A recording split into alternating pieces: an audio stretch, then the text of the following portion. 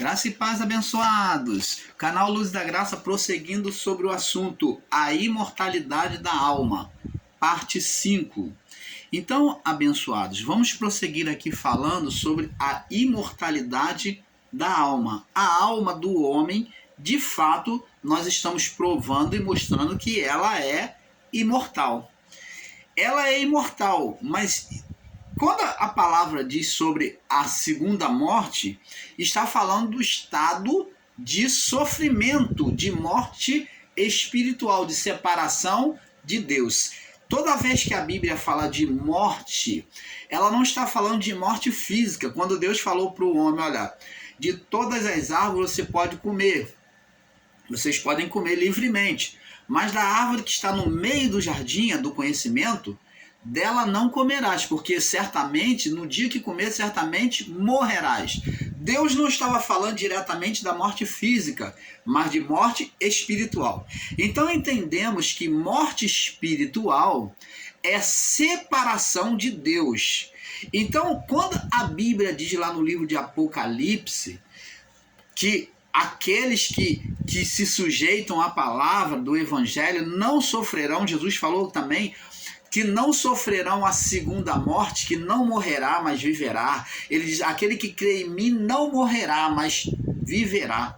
Então, Jesus estava falando de separação de Deus. Por quê? Porque os santos na sua morte, eles não sofrem o quê? A penalidade, a separação de Deus. Eles passam de uma vida para outra vida. Por isso que Jesus usou o termo dizendo assim, preste atenção. Aí vamos entender o porquê que Jesus usou essa expressão dita: eu vim para que tenham vida. Ele está falando de vida, observa bem, vida espiritual. Eu vim para que tenham vida e a tenham em abundância. Então ele está dizendo que a vida já iria se manifestar por meio desta vida presa a este corpo, que a vida trazida por ele já seria manifesta por meio desta vida aqui, que é chamada de graça. Então, ele disse, eu vim para que tenham vida e a tenham em abundância. O que é em abundância? É transbordante, é que entorne para outro lado. Vida abundante é uma vida após esta vida, que é aonde uma vida que não sofre a morte espiritual, a segunda morte. Então, abençoados, é isso que nós, o canal Luz da Graça, procuramos explicar para você. A morte espiritual é separação de Deus, aonde a alma ímpia ou do homem carnal, eu não gosto de usar o termo ímpio, porque o termo ímpio foi para descendente do pecado original. Foi usado esse termo ímpio para os filhos da serpente a partir do pecado original. Então, na cruz, o termo ímpio é cancelado, porque agora o Espírito de Deus nos fez nova criatura. Fez a todos.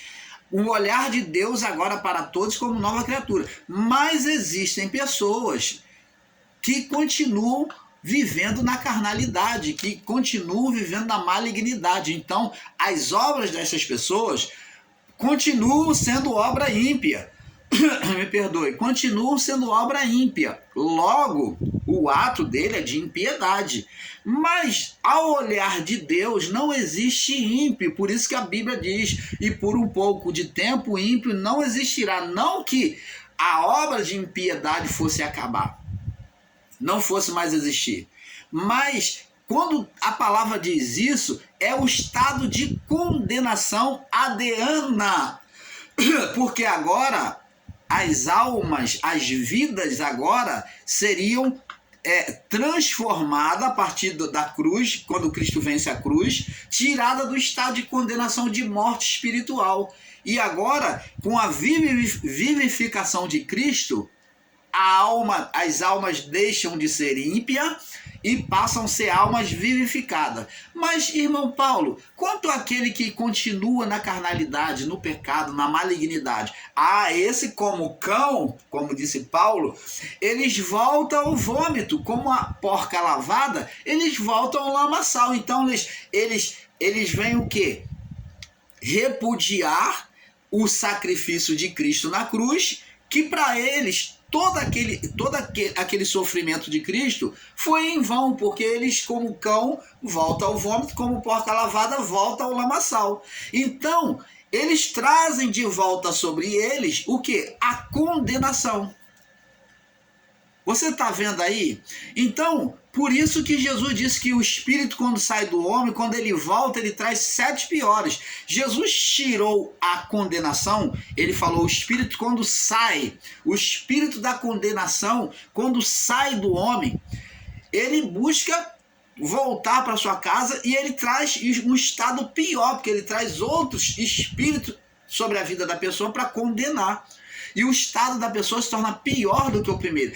Isso Jesus está falando para os que rejeitam a graça de Deus, para os que se voltam como cão ao vômito, como porca lavada ao lamaçal. Você está entendendo, abençoados? Então, nós não gostamos muito de usar o termo ímpio, mas o homem carnal. Então, preste atenção. As almas... como falamos, as almas, a alma do homem, ela é eterna. Ou ela vai diretamente para o Pai, recebendo um corpo transformado a partir deste corpo, como aconteceu com Cristo. Ele foi exemplo para a criação, para todo homem, que assim da mesma forma, os que morrem nesta vida, no corpo, a partir deste corpo, como ele recebe um corpo glorificado, que esse corpo é transformado e na imagem desse mesmo corpo recebe-se um corpo perfeito, um corpo incorruptível, né? Então recebe-se um corpo incorruptível pela imagem deste mesmo corpo. Agora preste atenção, e quanto ao ímpio, também recebe, todos receberão. Só que o justo, ele faz a passagem desta vida diretamente. E quanto ao ímpio? O ímpio, ele vai receber a sentença de juízo, o quê? No fogo eterno. No fogo eterno. Por quê? Porque aquela alma, ela tem que ser disciplinada por Deus para que ela volte para Deus. Deus não rejeita nenhuma alma se perde, abençoado.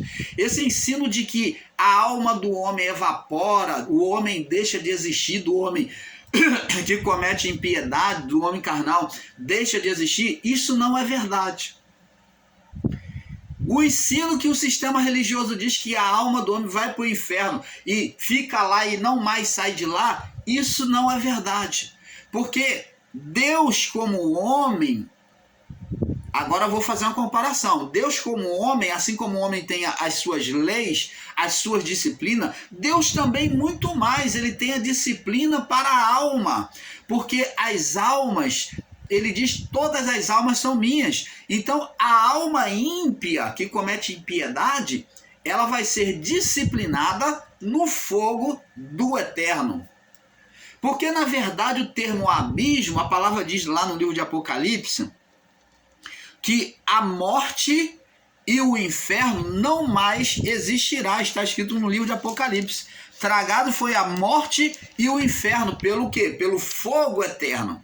Então, esse termo inferno, na verdade, ele é apresentado como um abismo, poço do abismo, aonde as almas, num período antigo, antes da consumação dos séculos, da cruz, então as almas de todos, do período adâmico até a cruz, até a ressurreição, essas almas ficavam retidas no abismo. A alma do ímpio e a alma do justo era levado pelos anjos para o seio de Abraão, ou abrigo dos santos.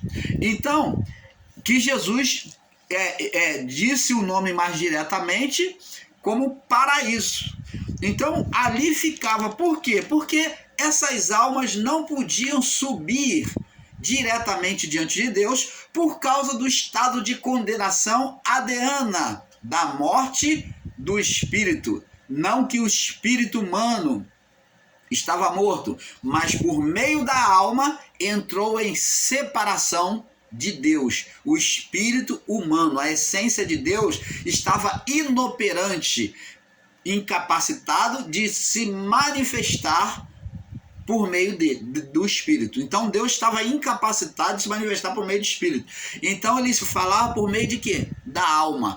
E ele não podia adentrar dentro da alma do homem diretamente, porque era tudo por meio de figuras, porque a alma entrou em estado de condenação, levando o espírito a uma separação de Deus. Ela criou um espírito deformado. Preste atenção, o canal Luz da Graça procura sempre ensinar você com clareza. Agora você vai entender, e aqui está a prova, de que realmente existia um ser espiritual. A primeira imagem, o primeiro filho de Adão e Eva foi um filho gerado na oposição a Deus. Não pela natureza física, o primeiro filho não foi gerado pela natureza física, mas pela natureza espiritual, pelo Espírito. Por isso é que todos pecaram e destituídos foram da glória de Deus. Então Deus passou a rejeitar a imagem do Espírito, porque senão, se Deus não tivesse feito dessa forma, ele teria aceitado o ser Satanás como seu próprio filho. Uma imagem trevosa, negativa, de corrupção, gerada por Adão e a sua mulher. Por isso é que os espíritos entraram em estado de rejeição ou de inoperância, de separação de Deus. Deus, ele é como ele disse, ele falou, ele viu aquele filho apresentado de forma sem luz, trevosa, um estado maligno. Deus falou: esse não é meu filho, eu não aceito. Então Deus teria que recusar todos os espíritos de Adão até a cruz, até o Cristo ressurreto. Então, enquanto Cristo não cumprisse a cruz, tirasse aquela imagem negativa de filho, por isso que ninguém era chamado de filho de Deus, Jesus ele vem dizer a palavra filho quando o seu próprio filho, Cristo, ele se entrega ao batismo para se submeter à palavra. Aí ele confessa publicamente dos céus e disse: este é o meu filho amado. Ele está dizendo que aquele filho gerado por Adão e Eva não é dele, ele não aceitou. Houve uma rejeição de Deus porque era maligno. Então agora ele vem dizer, esse sim, acerca de Cristo, quando se submeteu e Cristo ele se propôs diante de Deus tirar o mundo do estado de condenação, se entregando e se submetendo à lei e a João Batista para ser batizado. Então Deus, quando viu a humildade e o propósito de Cristo entrando dentro do propósito de tirar a condenação do mundo, então ele se alegrou e falou: esse sim é o meu filho amado em quem eu tenho prazer. Eu não tive prazer, eu não tenho prazer no filho gerado por Adão e Eva. Você está vendo? Os espíritos entrou em estado de condenação, apesar de que eles eram perfeitos, mas entraram em estado de condenação por causa da atitude, da escolha da alma. Por isso que a questão toda é a alma que pecar, essa morrerá. Deus o tempo todo vem disciplinar e tratar as almas do homem na criação. É a alma que é tratada. Então o espírito em estado de condenação, então se houve um espírito, um filho maligno, que era sobre todos, que foi o primogênito de Adão e Eva, como é que Deus poderia considerar os outros espíritos seu filho? Você está entendendo? Se ele era o primogênito, logo ele seria irmão, seria o pai de todos os espíritos. E estaria mostrando a imagem negativa do que há nos céus. Deus não aceitou. Ele falou, não, essa imagem não existe nos céus, de um ser maligno, de um espírito maligno, não. Por isso que Jesus disse, seja feita a sua vontade, assim na terra, como é feita nos céus. Quando ele formou o homem à sua imagem e semelhança, como representante dele na criação. Botou lá um espírito querubim sobre o homem e foi chamado de Adão, o homem Adão. Então ali Deus fez a sua representação, só que o homem adulterou.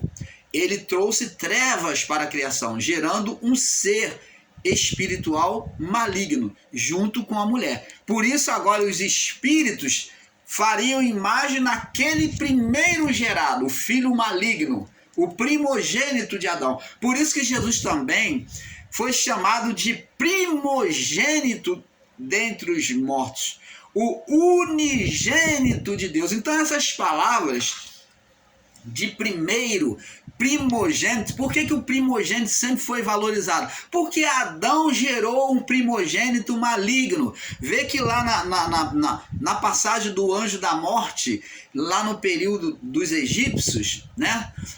Dos hebreus que estavam ali sendo escravizados por Faraó, na morte do primogênito, o anjo passa e mata os primogênitos dos que não estavam ali santificados, separados para Deus. Então, expressando a morte espiritual que houve na criação. Então Deus faz essa imagem sobre uma imagem do que aconteceu. O anjo da morte vindo e matando, neutralizando os primogênitos, dizendo que esses não são meus filhos. Os meus filhos são santificados. Então, abençoado, é imagem sobre imagem, mandamento sobre um mandamento, com um pouco aqui, um pouco ali, como está escrito lá no livro de Isaías. Por isso que o irmão Paulo sempre diz, é um pouco aqui, um pouco ali, sobre esta palavra. Então, abençoados, ensinar que a alma do homem não é eterna, é você não entender Deus. É você não entender Deus, porque a alma do homem, ela traz a essência da vida nela, o espírito que deu vida. Então, ela tem eternidade. Por isso que o homem, como Paulo disse, e o próprio Paulo entendeu isso, o apóstolo Paulo, ele disse que a partir desta morte receberemos um corpo incorruptível. Ora, se vai receber um novo corpo incorruptível, um corpo celestial, para que um corpo se não tem uma vida? Para existir um corpo, tem que existir uma vida, porque a própria lei da natureza demonstra que quando o homem morre, ou quando a alma deixa o corpo, a questão da morte não é de desaparecimento do corpo. Porque muitas pessoas, você vai dizer, mas a pessoa morre de câncer, a pessoa morre assim, atropelada, despedaçada. Mas e os que morrem com um corpo perfeito? Que de repente está bem, de repente, é desligado. O corpo perfeito. E aí? Você está vendo aí? Tem que existir uma alma dentro daquele corpo, uma vida. Então, agora Paulo vem dizer que os corpos, sobre a transformação dos corpos, que receberemos um novo corpo, um corpo incorruptível, e sobre este corpo incorruptível é que vai estar a alma de todos. Todos receberemos um corpo incorruptível, tanto os justos como os que agem impiamente. Para que o ímpio seja sentenciado, ele tem que estar sobre um corpo, a alma tem que estar sobre um corpo. Porque o espírito volta para Deus, que o deu.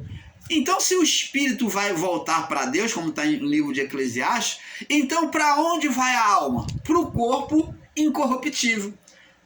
Você está entendendo, abençoado? E é por meio deste corpo é que receberemos o juízo, como diz lá no livro do Apocalipse, os que tiverem feito o bem, para o bem, e os que tiverem feito o mal, para o fogo do eterno.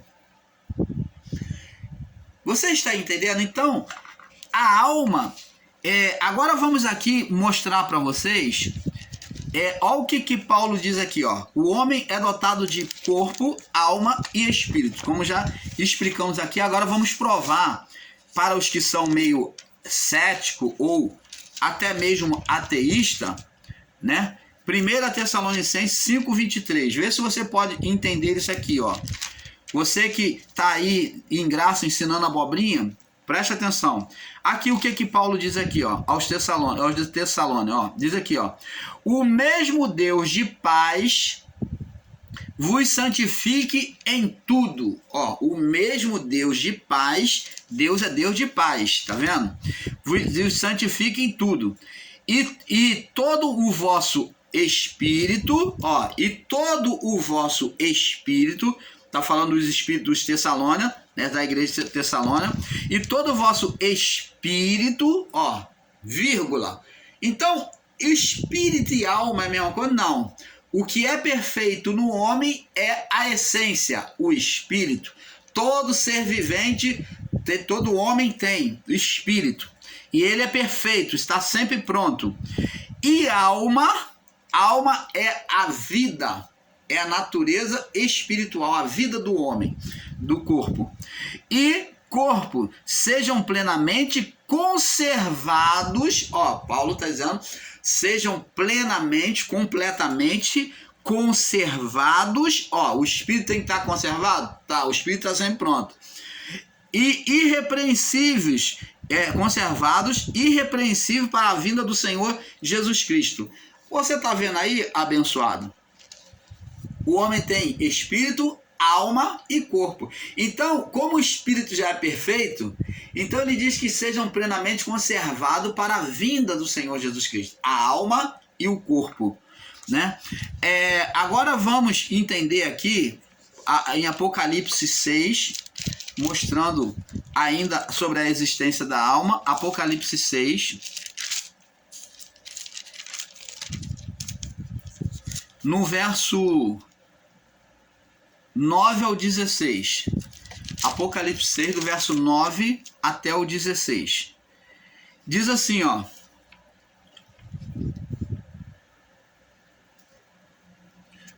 Apocalipse 6, do verso 9 até o 16. Vamos ler do 9 ao 16. E havendo aberto o quinto selo, vi debaixo do altar as almas dos que foram mortos. Então aqui está falando de alma, não está falando de espírito. Por que o irmão Paulo está batendo tanto nesse ponto? Porque os irmãos aí, ensinadores em graça, estão confundindo espírito com alma. Apesar dos dois serem essência espiritual, a alma é essência do espírito.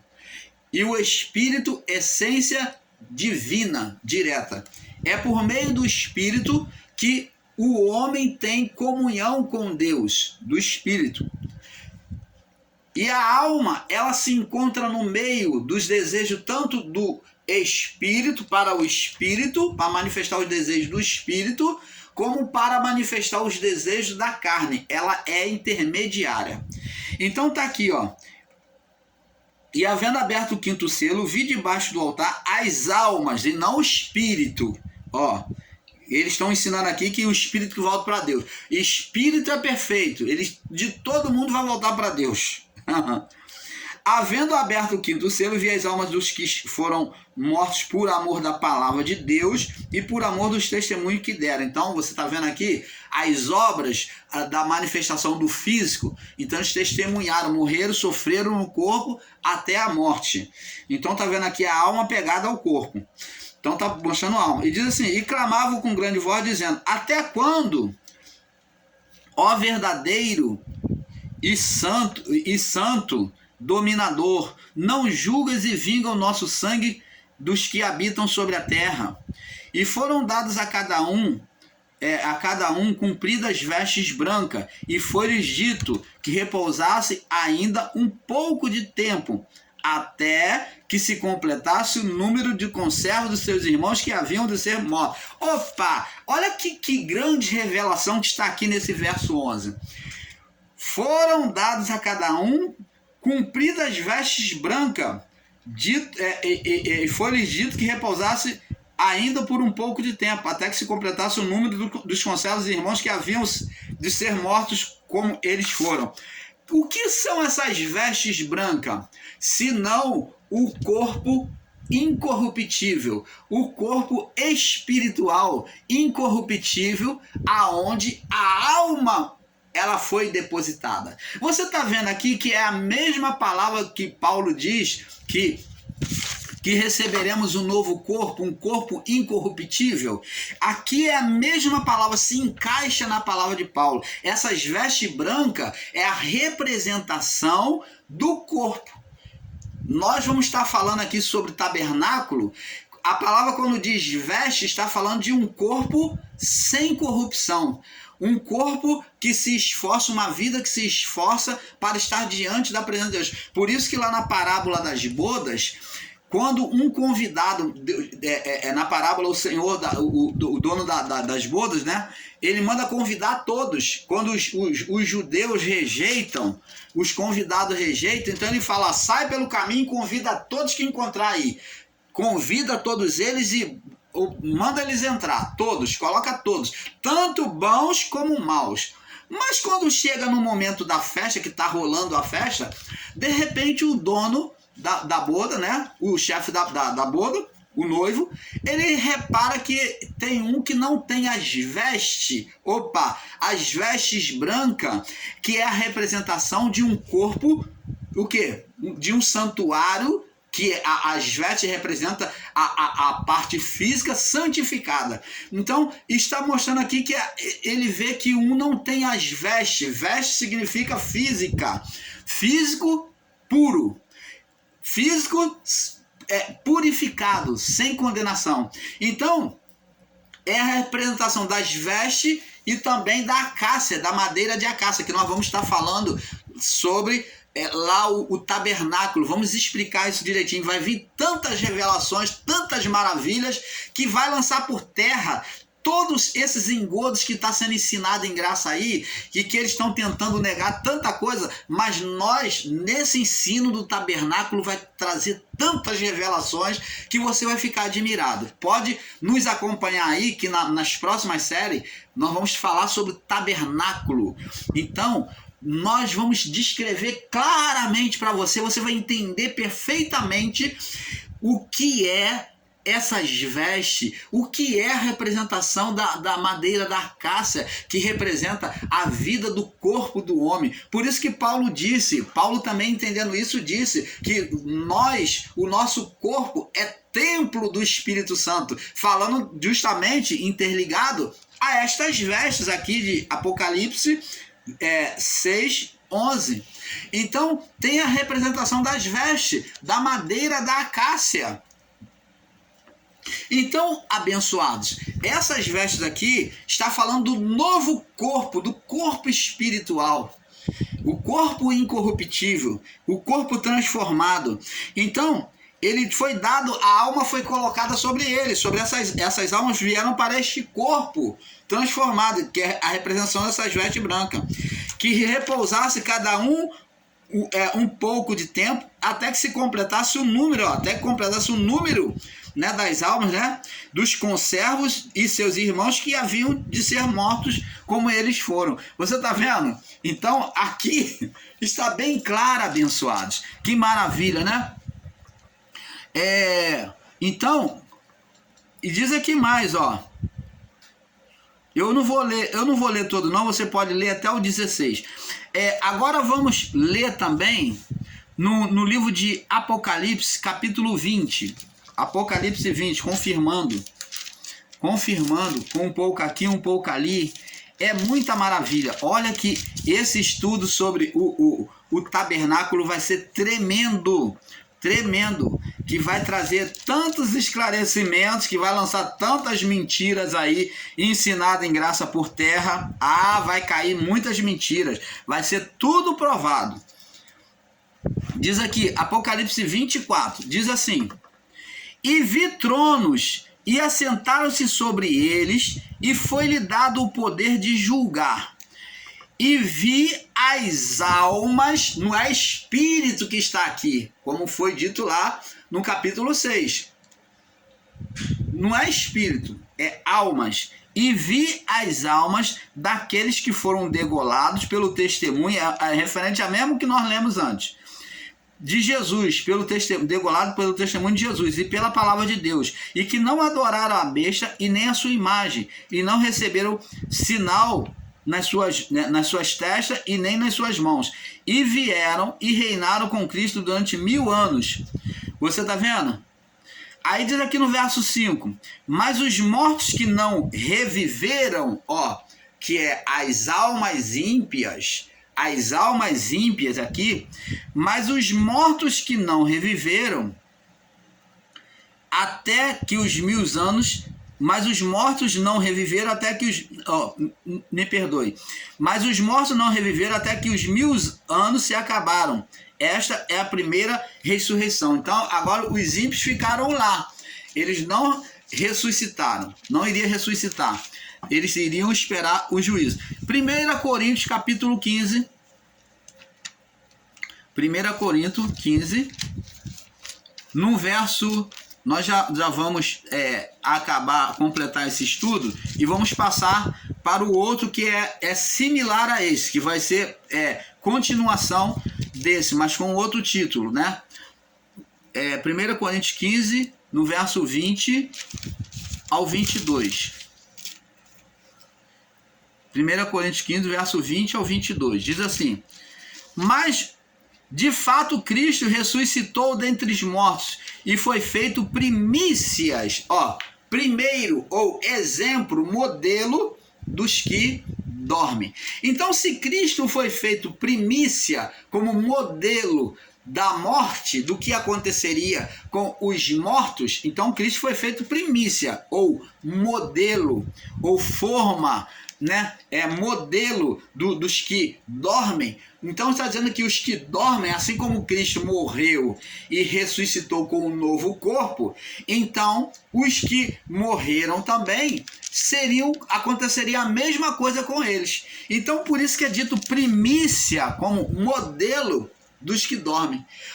O modelo ou a primícia, o modelo é a primícia, é a primeira peça ou a primeira amostra daquilo que será feito.